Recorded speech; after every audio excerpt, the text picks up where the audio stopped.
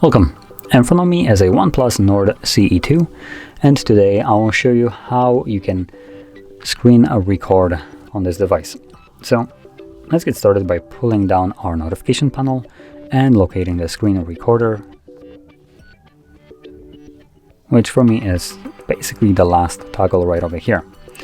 So once you locate it, we can hold it, and this will quickly take us to the settings. So in here we have things like video resolution, bitrate, frame rate, and so on. So let's see what we have here, or what options we actually have accessible. So we can record at 1080p or 4K or even lower.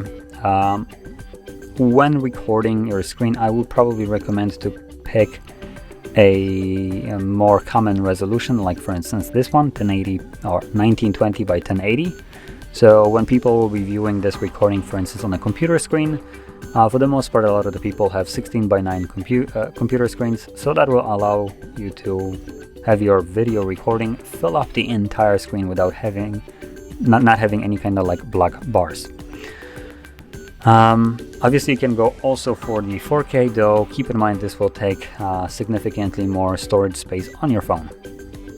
Below that we have bitrate, and it is set to the highest one, which actually 24 megabits per second for 4K might be a little bit low.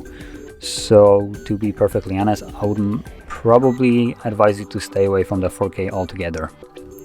Then we have frame rate. 60 is good, it's the highest one here, and that is also what I would recommend you to keep on for the smoothest recording experience, or not recording but like viewing experience later on when it's being played back.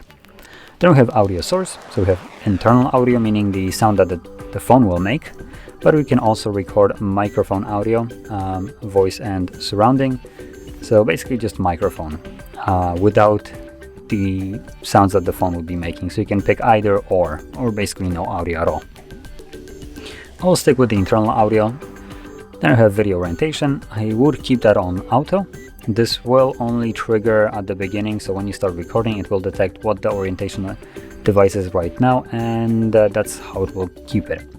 While you're recording and you flip your device to the other side or whatever, this will not change, so your video recording will not reflect that. It only reflects it at the beginning. When you start recording, it detects if the phone is, for instance, in landscape or portrait mode and records in that. But if you, for instance, flip it throughout to the other orientation, this will not flip the video to accommodate for it.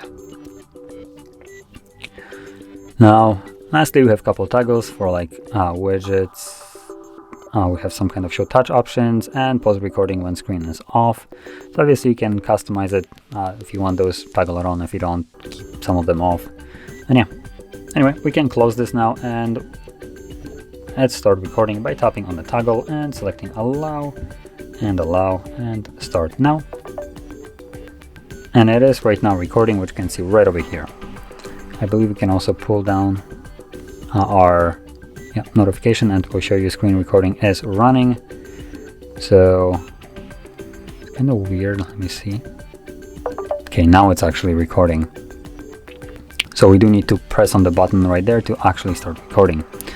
So as you can see, it's showing me the touch gestures like it was selected, and whatever I'll do right now on the phone, it will be recorded by the device minus certain apps. So if you would want to screen record things like Netflix, don't bother, it won't work. And once you're done with it, you can interact with the overlay, click on the square, and then close this. And the video recording that I've captured can be found in our gallery application right over here. As you can see, we have the screen recorder. Tap on it, and then here we'll find our recording.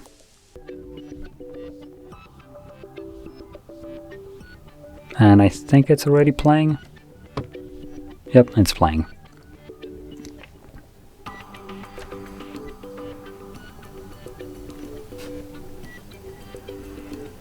So there we go, that's the screen recording.